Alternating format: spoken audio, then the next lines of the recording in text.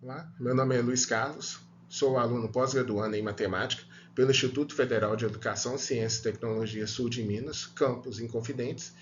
Venho apresentar o meu TCC com o seguinte título: Teorema de Pitágoras na Construção Civil, orientado pelo professor Dr. Carlos Alberto de Albuquerque, desta instituição.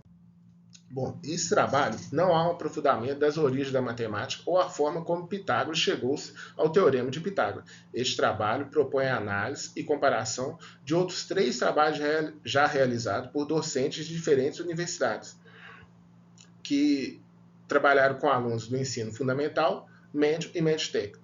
Segundo Thérèse, o único problema é que Pitágoras não é o primeiro matemático a surgir com o Teorema de Pitágoras. Indianos, egípcios e babilônios usaram as ternas para determinar os ângulos retos na construção civil.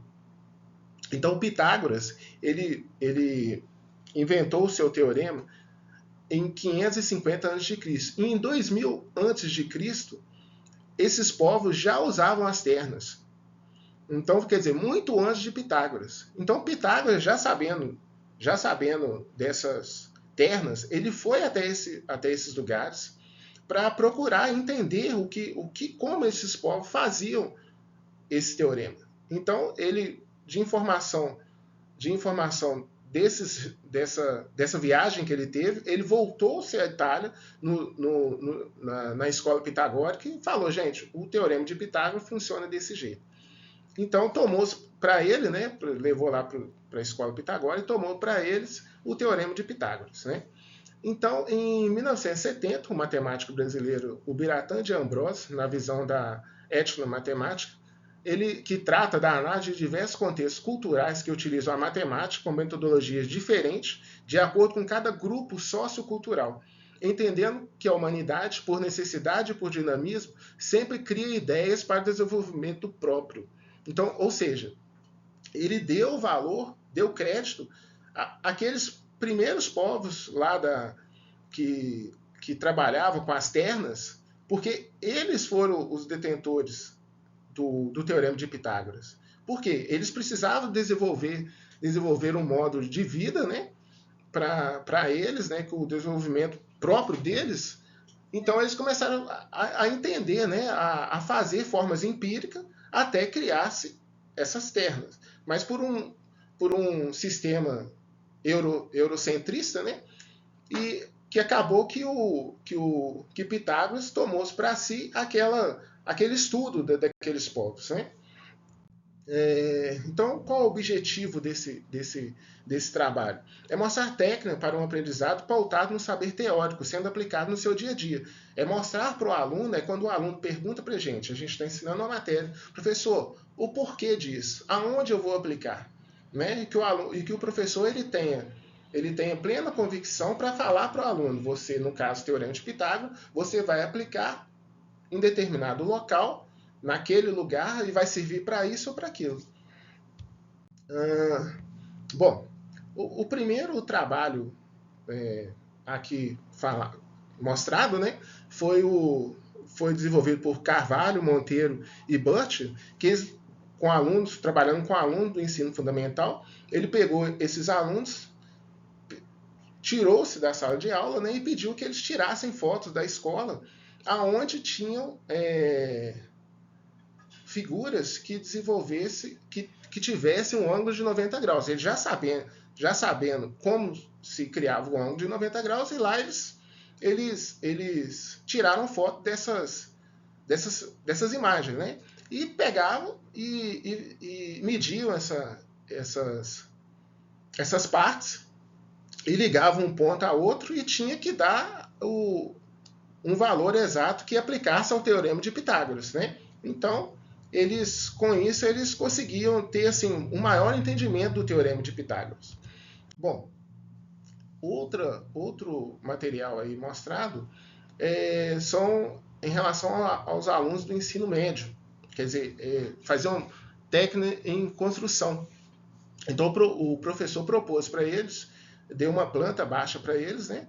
E pediu que eles alocassem isso num terreno. Aí eles foram lá, bateram as estacas, mas eles tinham que saber se aquele terreno estava com as medidas corretas, né? e se estava todas elas no esquadro. O que é deixar no esquadro? É deixar elas seguindo um ângulo reto de 90 graus. Então eles tinham as medidas e faziam o mesmo processo dos alunos do fundamental. Eles, de acordo com a medida que eles tinham em planta, eles pegavam, uniam uma ponta à outra e tinham que dar um determinado valor. Eles tinham lá um lado de 30 metros, outro de 40, medindo uma ponta à outra, tinha que dar 50, ou seja, já atribuindo ao Teorema de Pitágoras. Bom, o outro material exposto aqui são com alunos do EJA, que eles foram assentar um piso, que a gente sabe que alunos do EJA eles têm uma grande defasagem, né, no estudo, então eles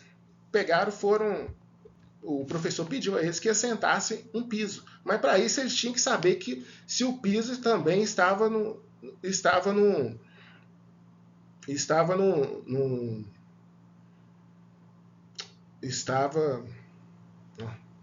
esquadro, né?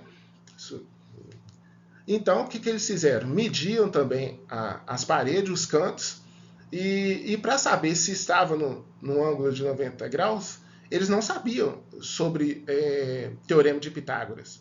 Então, o que eles faziam? Eles mediam lá, achavam a parede 30 e outro 4, eles sabiam que unindo um ponto a outro tinha que ter 5. Mas como eles não tinham a ideia o que era o Teorema de Pitágoras, eles lembravam que o que os pais deles, os tios deles, falavam, ó, tem que ser assim, se apareceu o 3 e o 4, o outro número tem que ser o 5. Isso é estar no esquadro, mas eles não sabiam o que era o Teorema de Pitágoras. Então, aí, nessa parte, entra a etnomatemática, que traz aquele conhecimento que eles herdaram por seus antepassados. Bom, o resultado, tanto o trabalho 1 quanto o trabalho 2 tiveram praticamente a mesma conclusão, ou seja, os alunos aprenderam melhor fora de sala de aula. Ali que eles entenderam na prática como funciona o Teorema de Pitágoras. Agora, já o trabalho 3, ele chama a atenção para a parte que eu já disse anteriormente, para a parte da etnomatemática, que o quê? Eles, não sabendo como funciona o Teorema de Pitágoras, mas eles sabiam do que os antepassados deles disseram para eles. Ó, se for 3 e 4, tem que ser 5. Então, essa foi a parte interessante do trabalho 3. Bom, a conclusão é, as observações feitas nas comparações e análises não são conclusivas, mas despertam a vontade de dar continuidade no estudo para se buscar novas ideias metodológicas do ensino, agregando saber com executar. Então, assim, o trabalho ele não traz uma forma correta de você agir, mas ele mostra que se você sair da sala de aula para ensinar aquele conteúdo para o aluno ele vai aprender com muito mais facilidade. Bom, primeiro, os agradecimentos, né? Agradeço a Deus pela oportunidade de apresentar esse trabalho e agradeço também a todo o corpo docente da instituição pelo brilhante trabalho desempenhado nessa árdua trajetória, né? de nos ensinar, né? Aqui como aluno, né? Foi de grande valia, né? O estudo dessa pós-graduação. Obrigado por tudo.